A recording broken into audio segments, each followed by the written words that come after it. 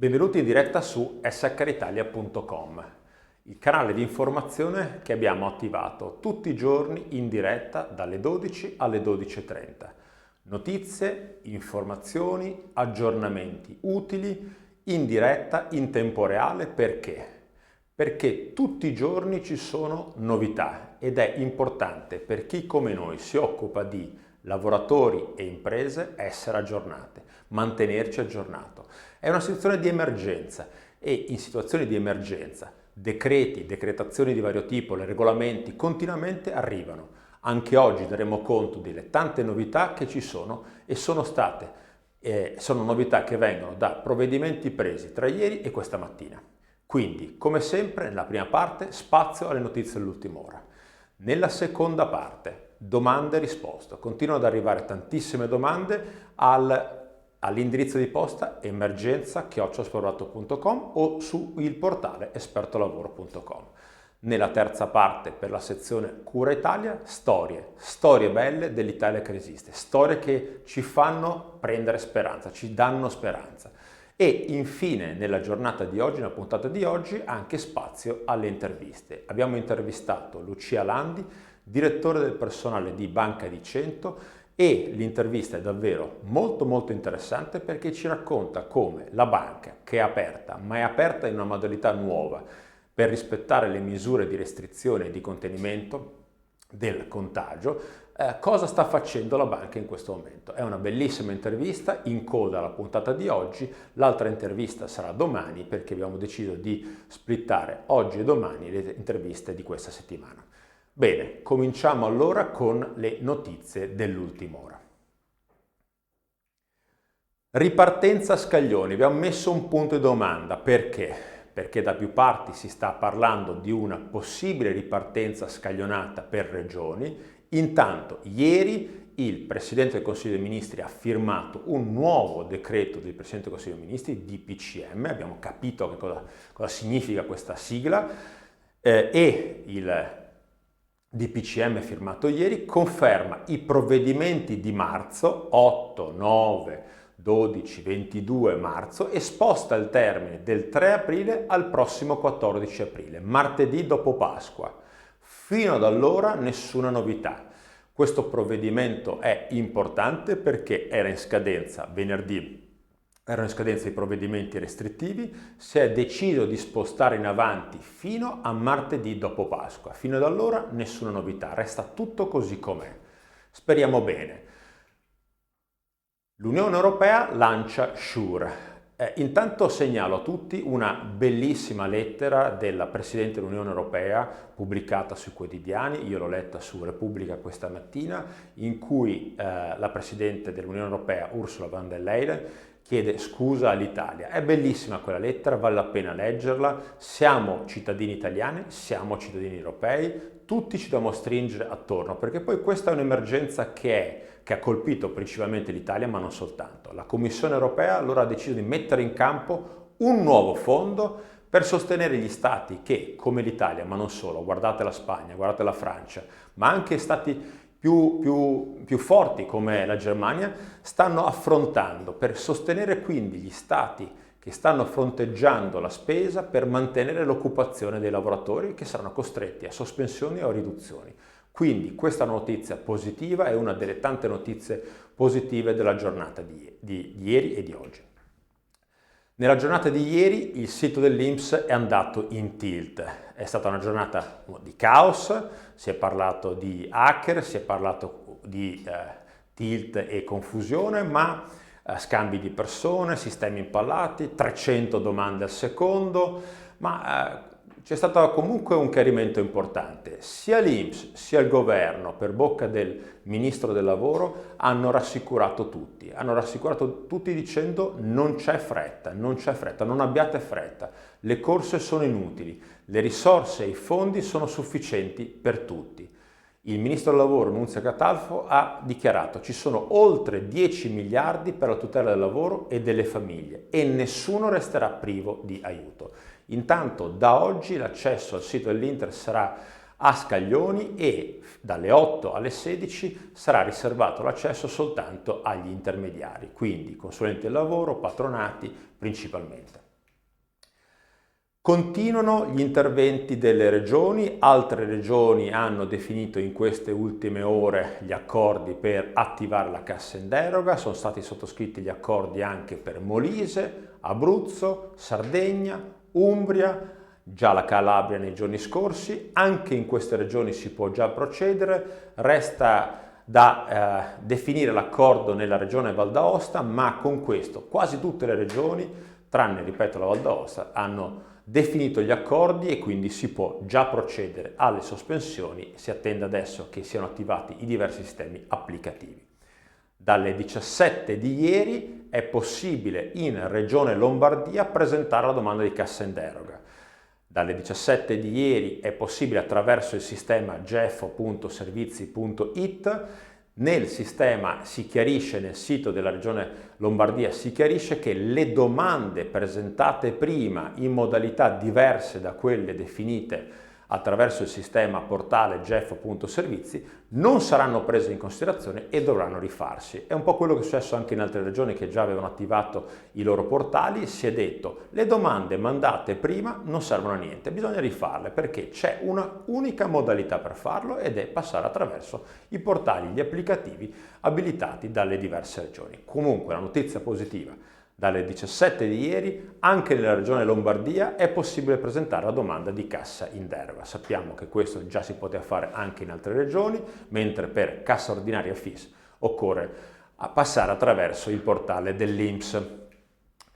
Cassa in deroga in Veneto è ancora in fase di approvazione e di aggiornamento il sistema applicativo per la cassa in deroga in Veneto. L'obbligo della marca da bollo resta confermato, diversamente dalle anticipazioni che abbiamo dato ieri. È sicuro che fino a che non ci sarà una nuova previsione normativa resterà l'obbligo di mettere le marche da bollo anche virtuali.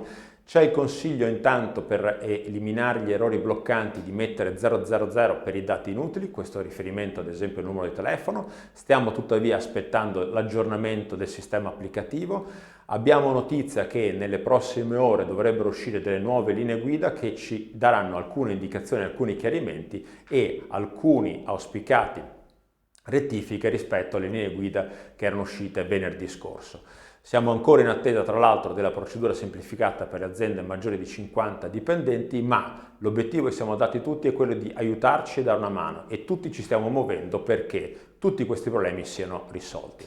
Comunque la notizia è questa: cassa in deroga in Veneto, in arrivo nel pomeriggio, probabilmente o domani mattina, ma si dice nel pomeriggio, le nuove linee guida con alcune semplificazioni importanti. Ne parleremo nel webinar del pomeriggio dalle 15 alle 16, webinar che sarà dedicato allo spazio domanda e risposta in diretta. Ci saremo io, Sergio Turchetto e Valentina Fabruzzo che daremo risposte a tutte le domande che saranno poste in diretta su tutti i temi che riguardano gli ammortizzatori sociali, la compilazione delle paghe, la gestione di ferie, permessi, congedi e altro, tutte le misure previste dal decreto.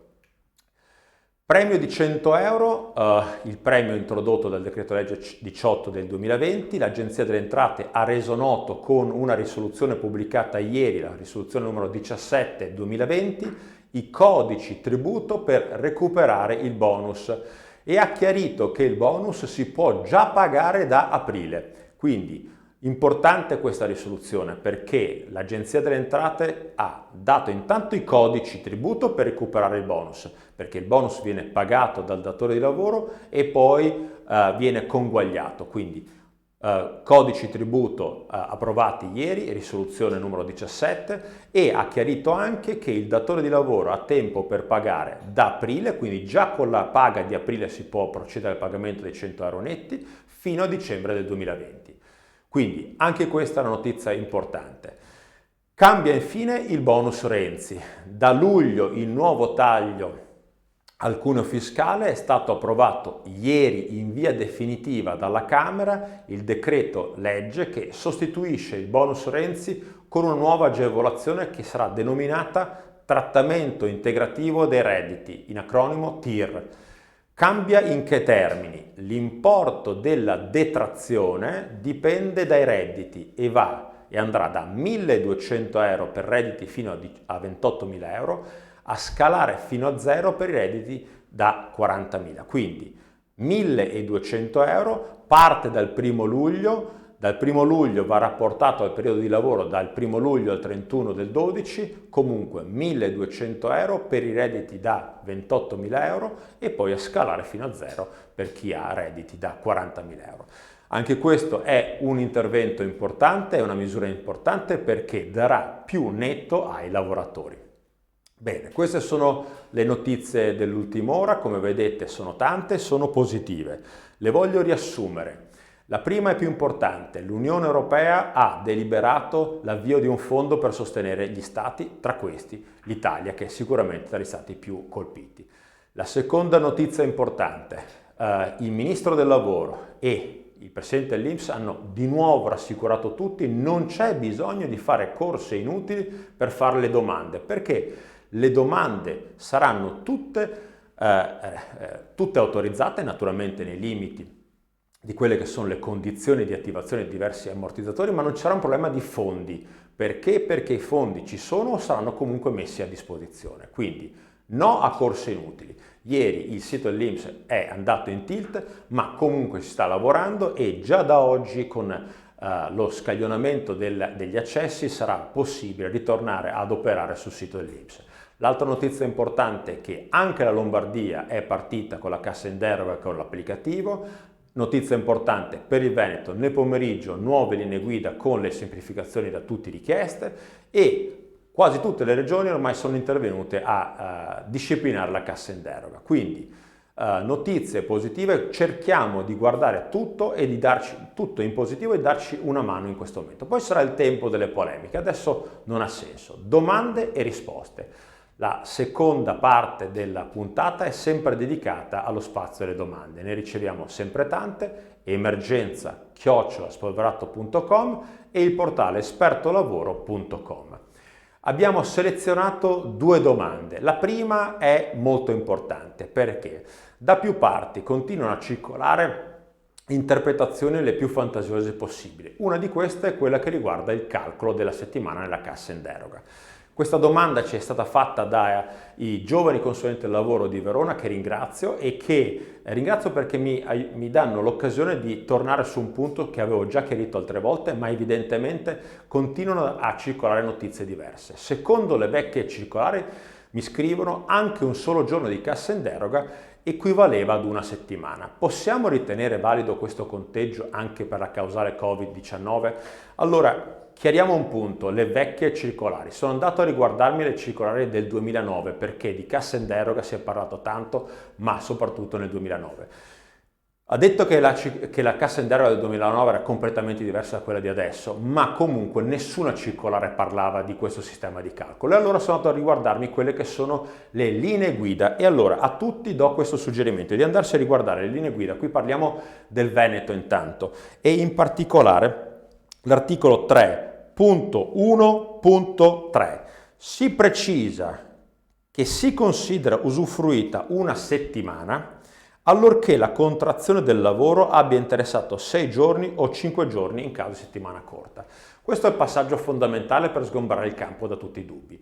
Ma torno alla ragione per cui ci sono tutti questi dubbi. Perché ci sono questi dubbi? Perché quando andiamo a fare la domanda di cassa in deroga, noi la domanda la facciamo per settimana e per multipli di settimana. Sta a dire che se in una settimana c'è solo un giorno di sospensione, la domanda si fa per una settimana.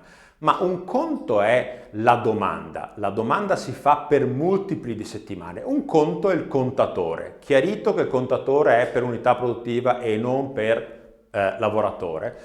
Cosa significa? Significa che se al termine della domanda, del periodo della domanda, avrò consumato tutte le giornate di cassa integrazione, non potrò farne altre. Se ne avrò ancora un residuo, potrò fare una nuova domanda. E ricordo che si considera usufruita una settimana allorché la contrazione abbia interessato 5 o 6 giorni a seconda dell'orario normale contrattuale di quella unità produttiva. Quindi un conto è la domanda, un conto è il contatore. Quindi la domanda potrebbe essere anche, è sempre per multipli di settimana e quindi se anche c'è un solo giorno è per una settimana, ma il contatore si calcola sulla base dell'effettivo utilizzo dell'ammortizzatore, dell'effettivo numero di giornate di sospensione. Questo è un chiarimento importante, ci ho tenuto a farlo già oggi, anche se poi lo ritorneremo nel pomeriggio nel webinar delle 15, dove toccheremo queste e altre domande così importanti. Mi è stato poi chiesto di nuovo di tornare su un tema, su una domanda, che è: che cosa prende il lavoratore? Perché adesso andiamo a fare il calcolo di che cosa sta per prendere il lavoratore, cosa prenderà il lavoratore dall'INPS a titolo di indennità. Sono indennità a carico INPS. Ricordiamoci sempre che poi possono essere pagate direttamente dal datore di lavoro e poi conguagliate, oppure pagate direttamente dall'INPS. Ricordiamoci anche dell'accordo sottoscritto da ABI, parti sociali e governo per l'anticipazione del pagamento tramite il sistema bancario, ma andiamo a vedere qual è la risposta alla domanda: che cosa prende il lavoratore. Allora, l'affermazione di partenza è questa: i lavoratori hanno diritto a un'indennità a carico dell'INPS pari all'80% della retribuzione globale di fatto per le ore non lavorate nel rispetto dei massimali. Ho riproposto qui l'esempio che avevo già fatto in un'altra puntata, perché questo esempio ci aiuta a capire bene come dobbiamo fare. Provo a rifarlo perché ho capito che non tutti hanno compreso. Allora, noi cosa che dobbiamo fare? Il meccanismo logico giuridico da seguire è semplicissimo: si prende la retribuzione del lavoratore, per capirci, la retribuzione ricorrente, comprendendovi anche gli straordinari forfettizzati, i premi ricorrenti, il patto di non concorrenza, la retribuzione ricorrente del lavoratore, quella in alto nella testa del cedolino. Però questa distinzione tra alto e corpo non ha sempre senso, quindi la retribuzione corrente, comprensiva dei rati di tredicesima e di quattordicesima. Nell'esempio diventa 1.750 euro. Questo dato di riferimento perché ci serve? Perché noi dovremo andare a vedere come ci posizioniamo rispetto ai massimali. 1.750, i massimali si calcolano e si determinano in ragione di una soglia. La soglia è 2.154. Se 1.750 sta sotto 2.154 si applica il massimale più basso. Se invece la retribuzione fosse di 3.000 euro staremo sul massimale più alto. I massimali sono due: il massimale inferiore è 998 euro e il massimale superiore è 1.199 euro. Nel nostro esempio è 998 euro. Quindi noi che cosa che dobbiamo andare a fare? Dobbiamo andare a prendere adesso la retribuzione oraria del lavoratore su base mensile: 1.750 diviso le ore lavorabili, 168. Diciamo che il riferimento normalmente è alle ore lavorabili, poi in alcuni contratti si dovrà guardare invece alle ore contrattuali, ma diciamo che di regola è le ore lavorabili. Le ore lavorabili nel mese sono 168 in questo caso, quindi 1.750 diviso 168 dà la retribuzione oraria di riferimento al lavoratore, 10,42 euro. Questa la moltiplico per l'80% perché l'indennità è pari all'80% della retribuzione globale per le ore non lavorate.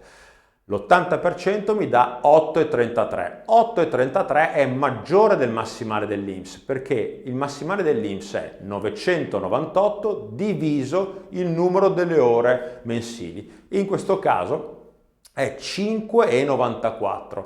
Bene, allora, essendo maggiore del massimale dell'INPS, qual è il massimale? Qual è l'importo che dovrò prendere a riferimento? Quello del massimale dell'INPS, quindi 5,94 lo andrò a moltiplicare per il numero di ore di sospensione. Se la sospensione è a 0 nel mese sarà per 168, se è metà mese la moltiplicherò per il numero delle ore non lavorate o per il minor numero di ore lavorate.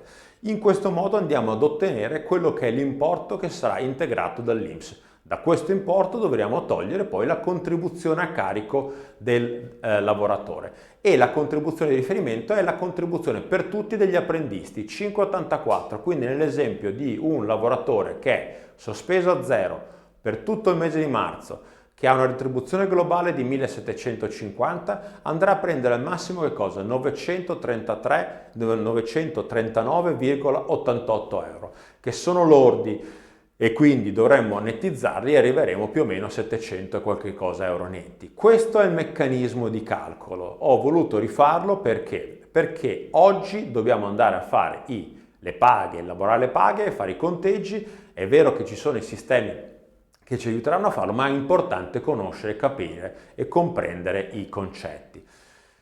Terza parte, entriamo nella parte delle notizie positive, la sezione Cura Italia. Ringrazio chi mi ha segnalato questa storia davvero interessante. Fresco Frigo è una startup, una piccola società che ha cominciato a operare intanto a Milano e Verona. L'idea è veramente interessante. Nasce il supermercato di condominio, un servizio utile soprattutto per chi non può uscire. In che cosa consiste? Vengono installati nei grandi condomini dei banchi frigo con assortimento che è garantito dai negozi locali e i condomini possono tramite un'app aprire, sbloccare il frigo e pagare e prendersi quello che gli serve. Fresco Frigo è una bellissima iniziativa, ringrazio chi me l'ha segnalata a Milano e a Verona. È una delle tante storie di innovazione e di resistenza in questo paese, che è, come sappiamo, un paese stupendo e pieno di capacità. Bene, hashtag il futuro al lavoro è il nuovo hashtag che abbiamo lanciato. L'impegno resta quello di salvare il lavoro, ma di iniziare a guardare anche avanti, e questo lo facciamo come?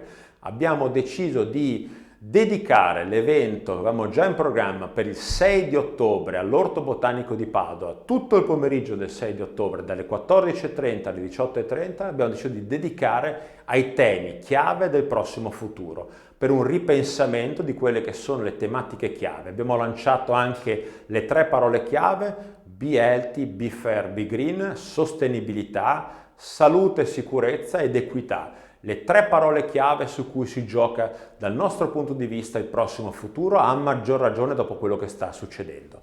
Se andate nel sito di SK Italia vi potete già registrare, la partecipazione è gratuita e parteciperanno poi come speaker responsabili del personale, professionisti, gente di studio, qualcuno che ci aiuti a guardare avanti. A moderare sarò io, ormai ho preso l'abitudine di fare il presentatore e il moderatore, mi diverte e mi piace, ma mi piace cercare di accompagnare le persone, le aziende in questa grande trasformazione che ci sta attraversando, che ci sta toccando. Bene, andiamo verso la conclusione. Il nostro portale, l'incontro di oggi pomeriggio del webinar. Vado veloce perché voglio lasciare lo spazio all'intervista di Lucia Landi. L'intervista di Lucia Landi è veramente molto bella e vale la pena di essere ascoltata, dura 5 minuti. Lucia Landi, abbiamo avuto tra l'altro il piacere e l'occasione di averla come ospite speaker in uno dei nostri eventi di Agenda 2020, che adesso è diventata Agenda 2030 perché guardiamo i prossimi 10 anni. È la responsabile, dicevo, del personale della Cassa di Risparmio di Cento. A lei abbiamo chiesto di raccontarci che cosa? Come la banca e come la direzione del personale della banca sta rispondendo all'emergenza. La banca sta continuando a erogare servizi perché sono servizi pubblici di utilità e come sta affrontando la banca questo grande momento e la direzione del personale. Lascio a lei la parola e vi saluto.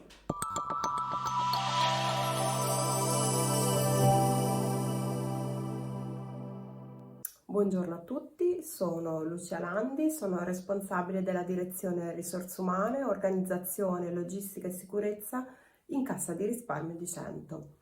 Siamo un istituto bancario che opera nella regione dell'Emilia-Romagna con 47 filiali e 420 dipendenti.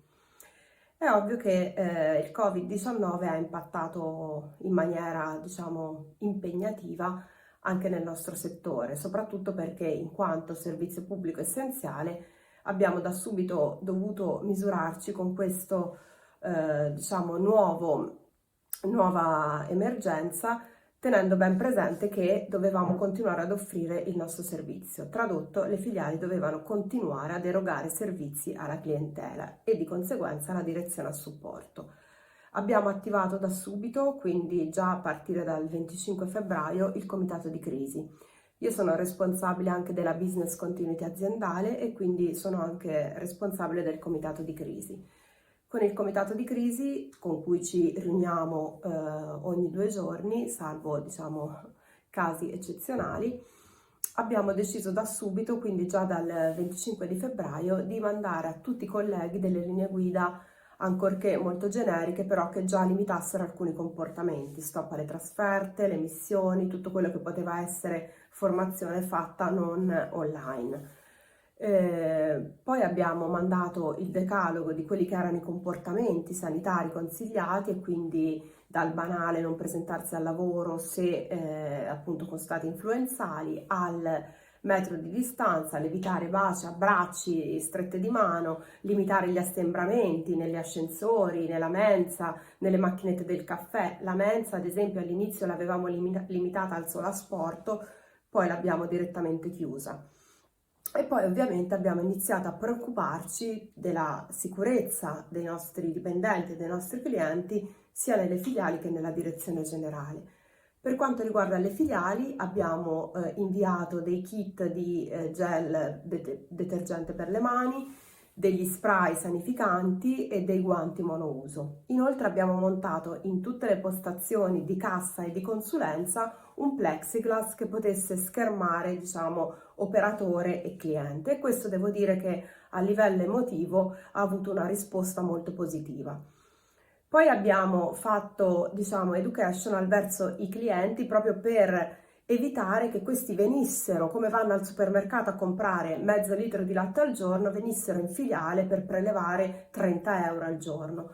Questo perché purtroppo la clientela, soprattutto un po' âgée, magari è poco ancora abituata, ancorché siamo nel 2020, ad usare home banking e sistemi di pagamenti alternativi. Per questo stiamo predisponendo tutta una serie di tutorial, di aiuti proprio da inviare ai nostri clienti, modulistica semplificata, proprio per permettergli di fare alcuni tipi di operazioni in remoto. Inoltre dal 24 di marzo abbiamo deciso di ricevere i nostri clienti soltanto su appuntamento. Mentre fino al 23 di marzo, diciamo, le filiali erano aperte regolarmente tutte le mattine e i pomeriggi, c'era dentro, diciamo, il consulente piuttosto che gli operatori a svolgere le attività, abbiamo deciso di chiudere le filiali al pubblico, con l'ingresso però ovviamente con appuntamento, per fare tutte le operazioni richieste, con ovviamente una necessaria flessibilità se si dovesse presentare un cliente che non ha preso l'appuntamento e che debba svolgere un'operazione essenziale. Ricordiamoci che pagare una bolletta che scade fra 2 mesi non è essenziale.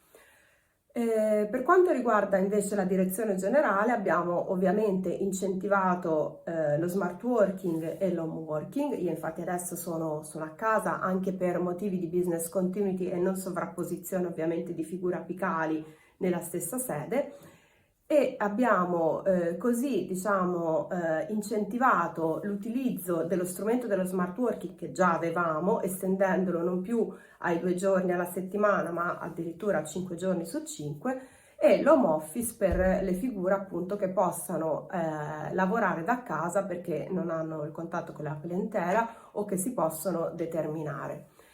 Inoltre, come istituto di credito abbiamo sottoscritto una polizza su tutti i dipendenti, perché in caso, e ci auguriamo di non attivarla mai, dovessero o dovessimo venire appunto contagiati dal coronavirus, riceveremo un indennizzo, una diaria e soprattutto dell'assistenza, diciamo, tipo babysitter, piuttosto che agevolazioni nella poi quarantena a casa.